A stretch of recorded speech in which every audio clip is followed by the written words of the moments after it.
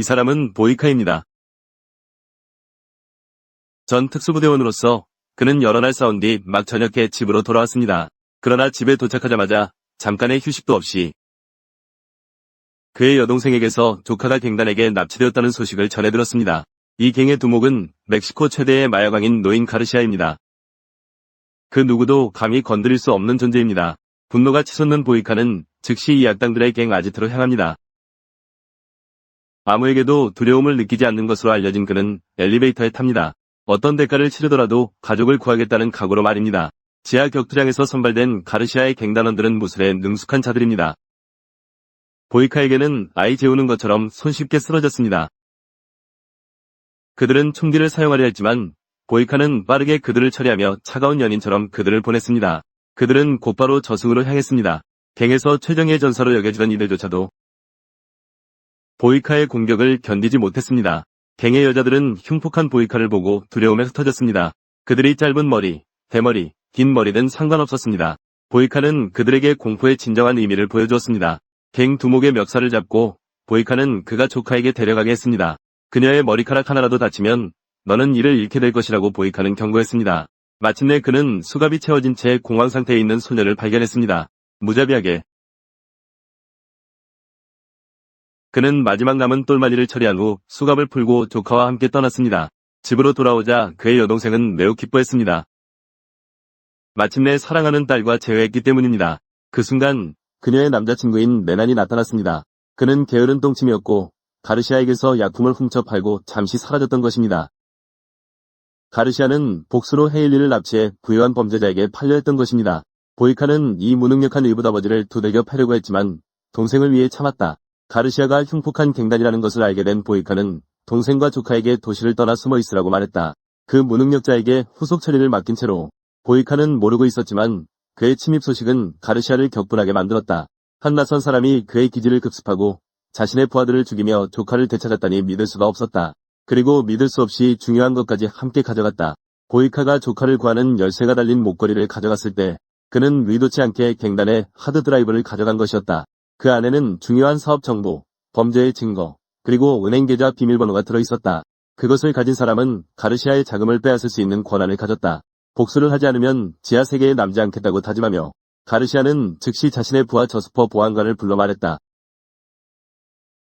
그 무능력자 레난이 내 마약을 훔쳤고 보이카가 내 부하들을 죽이고 내 물건을 가져갔어. 그 두 사람을 잡지 않으면 조기 은퇴를 강요할 거야. 나는 70살이지만 이런 것은 처음 봐. 범죄자가 자신의 도난당한 마약에 대해 경찰에 신고하는 상황을 상상해보라. 보이카가 예측한 대로 경찰이 신속하게 도착했다. 모습을 드러내고 싶지 않아서 보이카는 동생과 조카에게 가만히 있으라고 하고 뒷마당 창고에 숨었다. 아무 말 없이 보안관은 즉시 레난에게 수갑을 채웠다. 그리고 그는 모녀에게 보이카의 행방에 대해 질문하려 했다. 한 번 더 물어볼게. 그 친구 어디에 숨었어? 그는 요구했다. 나한테 물어보면 누굴 물어봐야지? 왜 너의 더럽고 불쾌한 말을 들어야 하지?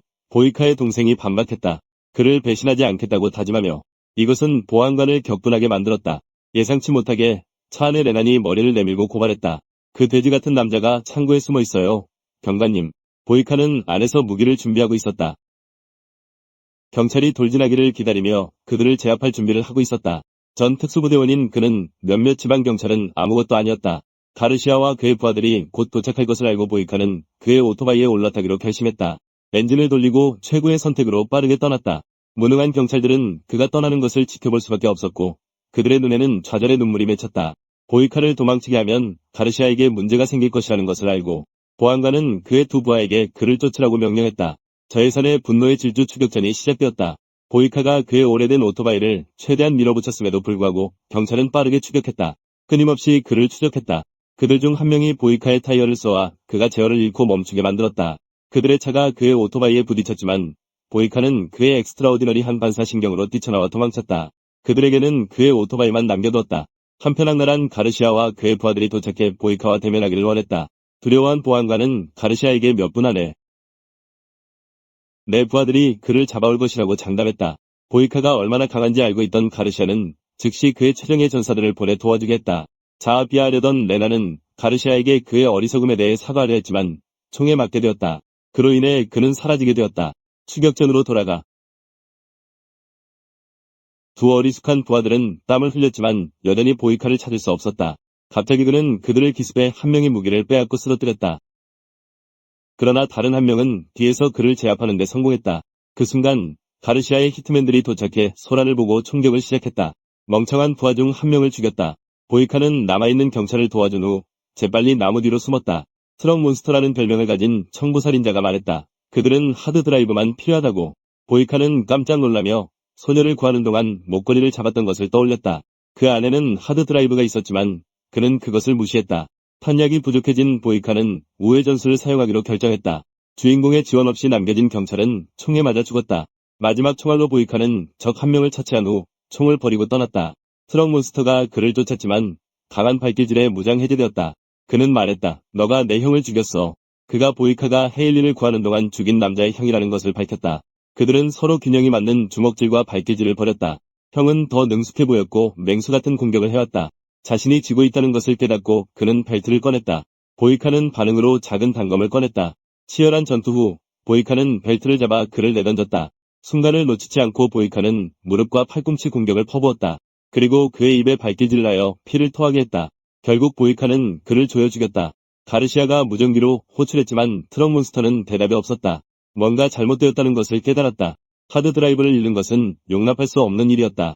그는 보이카를 사냥하기 위해 두 명의 중무장한 부하를 보냈다. 보이카는 AK-47을 발견하고 재빨리 떠났다. 그러나 언덕을 나가자 두 남자가 도착했다. 그들은 보이카에게 돌진했지만 보이카는 피했다. 한 명이 보이카에게 총을 겨누었지만 보이카는 날카로운 사격 실력으로 그를 죽였다. 그 후차 지붕을 넘어 탈출했다. 다른 한 명은 두려움 없이 그를 추격했다. 몰리자 보이카는 차 위로 뛰어 올라가서 앞유리를 부수었다. 그리고 그의 손을 아프게 총으로 쏘았다. 보이카는 그를 강제로 하드드라이브의 내용을 밝혀내게 했다. 조직에 돈이 들어있는 은행 계좌 코드였다. 그는 가르시아를 위해 일하는 것보다 지옥에서 더 잘 지낼 것이라 생각하며 그 남자를 죽였다. 더 많은 부하를 잃자 악한 노인은 보이카의 힘에 두려움을 느끼고 경찰서장도 마찬가지였다. 그의 누나와 경찰을 통해 보이카가 미국의 고위직 특수부대원이라는 사실을 알게 되었다. 암살 작전으로 악명이 높고 상관의 턱을 부러뜨린 적이 있는 그를 액체 식단으로 남겨두었다. 보이카의 누나는 경고했다. 내 오빠가 여기 와서 너희를 모두 죽일 거야. 가르시아는 이제 고집도 세고 두려움도 가득했다. 보이카의 힘에 대해 경고하지 않은 저스퍼 경찰서장을 탓하고 있었다. 저스퍼는 그에게 살아남는 것만 걱정하라고 간단히 말했다. 노인이 협박했다. 너의 사랑하는 아들의 건강을 확인할 사람을 보내겠다. 그러나 경찰서장은 노인의 협박보다 보이카에게 죽는 것이 더 두려웠다. 그래서 그는 즉시 떠났다. 예상대로 똘마니를 처리한 후 보이카는 총을 집어들고 누나와 조카를 구하러 달려갔다. 집에 도착하자 그는 탐지를 피하기 위해 덤불 뒤에 숨었다. 그리고는 밖의 경비원을 은밀히 공격하여 반응하기도 전에 총으로 그를 조였다. 내부에서는 악한 노인은 자신의 경비원들이 죽고 있음을 알아차리고 보이카라는 형태로 죽음이 다가왔음을 깨달았다. 그는 보이카의 누나와 조카를 인질로 잡고 협박했다. 항복하지 않으면 그들의 머리를 날려버리겠다. 그들의 목숨이 걱정된 보이카는 마지못해 자신을 드러냈고 반격할 기회를 노리며 항복하는 척했다. 노인이 요구했다. 하드드라이브를 내놓으면 내가 자비를 베풀 수도 있다. 보이카는 그들이 세 사람을 모두 죽일 것임을 알고 있었다. 그는 하드드라이브를 건네주기 위해 다가갔다. 똘마니가 그것을 잡으러 손을 뻗었을 때 보이카는 갑자기 그를 주먹으로 가격하고 그의 누나와 조카를 위협하는 자를 신속하게 쏴 죽였다. 그들은 빠르게 집 안으로 뛰어들었고 보이카는 기적적으로 총알을 피했다. 치열한 총격전이 벌어졌다. 보이카는 그들이 총을 쏘지 못하도록 주요 출입구를 캐비닛으로 막았다. 긴장감 넘치는 대치 상황이었다. 그의 여동생은 집에서 총을 꺼내 싸움에 합류했다. 보이카와 그의 여동생은 창문에서 총을 쏘고 공격자들은 밖의 차 뒤에 숨었다. 격렬한 총격전에도 불구하고 양측 모두 맞지 않은 것 같았다. 감독의 총알이 많이 낭비되었다. 가르시아는 하드드라이브가 집 안에 있었기 때문에 집을 폭파하거나 불태울 수 없었다. 그래서 그는 두 명의 부하를 보내서 뒷문을 우회하여 기습 공격을 하도록 했다. 보이카는 이를 예상하고 군사훈련을 받은 사격 기술로 그들을 저지했다. 잠시 그들을 저지하였다. 그는 여동생과 조카에게 위층에 숨으라고 하고 자신은 아래층에 남아 그들을 저지하라고 했다. 그러나 두 명의 침입자가 집으로 쳐들어왔다. 한 명은 혼란스러운 상태에서 보이카에 의해 목에 단 한 방이 총으로 제압당했다. 다른 한 명도 기습 공격 후 같은 운명을 맞았다. 투쟁 중에 그들의 총이 위로 향해 있었고 거의 보이카의 여동생을 맞힐 뻔했다. 다행히도 신의 개입 덕분에 그녀의 팔을 스치는 정도였다. 아래층에서 보이카는 상대의 총을 쳐내고 주먹을 날리기 시작했다. 하나도 놓치지 않았다. 그 남자는 칼을 꺼내 공격하려 했지만 보이카의 상대가 되지 않았다. 빠르게 움직인 보이카는 옆으로 피했다. 주먹을 날리고 그의 머리를 테이블에 처박아 직사시켰다. 위층에서 소녀 헤일리는 총격 소리에 겁을 먹었다. 그녀는 즉시 911에 전화를 걸어 지역경찰이 아닌 연방경찰에 연결되었다. 운영자는 빠르게 지역경찰서장 저스퍼에게 상황을 처리하도록 연락했다. 헤일리의 전화기를 통해 연방경찰은 총소리를 들었다. 그리고 저스퍼는 더 이상 숨길 수 없다는 것을 알았다. 죄책감을 느낀 그는 돌아가서 보이카를 도와주기로 결심했다. 이것이 그의 마지막 임무일 수 있다는 것을 알고 그는 아들에게 마지막으로 목소리를 듣기 위해 전화를 걸었고 눈물을 참았다. 밖에서 놓인 가르시아는 라디오로 호출했지만 그의 두 부하가 응답하지 않자 그의 혈압이 떨어지고 그는 모든 부대를 투입하라고 명령했다. 2명은 정면에서 2명은 후면에서 동시에 공격했다. 그들의 화력이 너무 강하고 그의 AK 탄약이 바닥날 것을 깨닫자 보이카는 반격할 수 있는 더 좋은 위치를 찾기 위해 위층으로 달려갔다. 그때쯤 경찰서장이 방탄조끼를 입고 도착했다. 내부에서 가르시아는 보이카에게 하드드라이브를 넘기도록 설득하려 했다. 그들과 함께 집을 태우겠다고 약속하며 그러나 보이카는 잘생겼지만 순진하지 않았다. 그는 여동생과 조카에게 빠르게 창문으로 나가라고 말하고 자신은 불량배들을 막기 위해 남아있었다. 보이카의 소식을 듣지 못한 가르시아는 자신의 부하들에게 지붕을 통해 쏘라고 명령했다. 다행히도 보이카의 여동생과 헤일리는 안전하게 탈출했다. 그들이 안전한 것을 보고 보이카는 이 깡패들을 물리치기로 결심했다. 그들의 발소리가 다가오는 것을 듣고 그는 문을 부수며 한 남자의 손을 쳤다. 불운하게도 그의 AK는 총알이 다 떨어졌다. 그는 문을 발로 차고 들어가며 즉시 한 똘마니를 제압하고 그를 인간 방패로 사용했다. 그는 총을 잡고 아래층으로 뛰어가 다른 똘마니를 공격했다. 그들은 총격전을 벌였지만 아무도 맞지 않았다. 보이카는 재장전의 기회를 이용해 문을 차고 들어가 근접 전투를 시작했다. 좁은 공간에서 그는 몇 번이 무자비한 주먹질로 똘마니의 무기를 빼앗았다. 위층에 있던 보이카의 문 차기에 의해 기절했던 똘마니 깨어나 보이카의 옆구리를 찌르며 전투에 합류했다. 즉시 보이카는 극도의 폭주 모드로 들어갔고 흉폭한 야수처럼 두 똘마니와 싸우며 그의 모든 움직임은 치명적이었다. 만약 이들이 오늘 생존할 만큼 운이 좋다면 그들은 자신의 이빨을 찾기 위해 흙을 파헤칠 것이다. 결국 보이카는 칼을 집어들고 한 명을 죽였다. 다른 한 명은 발목을 잡히고 서해부에 찔려 비명소리를 지르며 고통스러워했다. 밖에서 헤일리와 그녀의 어머니는 재빨리 창고로 달려갔고 차를 시작하고 도망칠 계획이었다. 그러나 갑자기 가르시아 노인이 그들 뒤에 위협적인 그림자처럼 나타났다.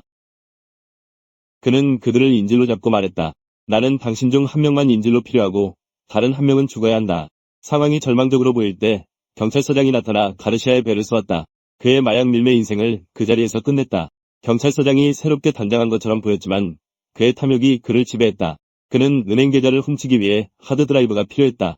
그래서 그는 헤일리와 그녀의 어머니를 인질로 잡고 보이카에게 드라이브를 넘기라고 요구했다. 뜻밖에도 보이카가 영웅처럼 나타나 경찰서장을 가슴에 2번 쐈다. 그러나 노인은 방탄조끼를 입고 있어서 그에게는 영향이 없었다. 그는 총을 잡으려 했지만 보이카가 그 위에 발을 올려 그의 행동을 멈췄다. 공격하는 대신 보이카는 그에게 2가지 선택지를 주었다. 스스로 수갑을 채우고 항복하든지 아니면 진정한 남자처럼 그와 결투를 하든지. 긴장된 눈싸움 후 감정이 생기지 않고는 계속 쳐다볼 수 없다는 것을 알게 되었다. 경찰서장이 총을 뽑았지만 너무 느렸다. 결국 모든 것이 끝났다. 보이카는 하일리와 그녀의 어머니에게 하드드라이브를 건넸다. 작별 인사를 하고 말을 타고 먼 곳으로 떠났다. 연방경찰이 딱 맞춰 도착해 항상 늦게 파티에 나타난다는 것을 증명했다. 그때부터 특수부대원 보이카의 전설은 멕시코의 범죄자들에게 공포로 남았다. 이 영화는 어떤 조직에서든 좋은 사람과 나쁜 사람이 있다는 것을 보여준다. 그러나 나쁜 사람들은 소수이고 몇몇 썩은 사과일 뿐이다. 탐욕은 부패와 비참한 결과로 이어진다. 오늘 영화는 여기까지입니다. 설명의 시작 부분에 제목을 적어두었다. 그래서 구글에서 전체 영화를 검색할 수 있다. 이 비디오가 마음에 드셨다면 좋아요, 공유, 구독을 잊지 말아주세요. 내가 요약해줬으면 하는 다른 영화가 있다면 댓글에 제안을 남겨주세요. 모두 감사합니다.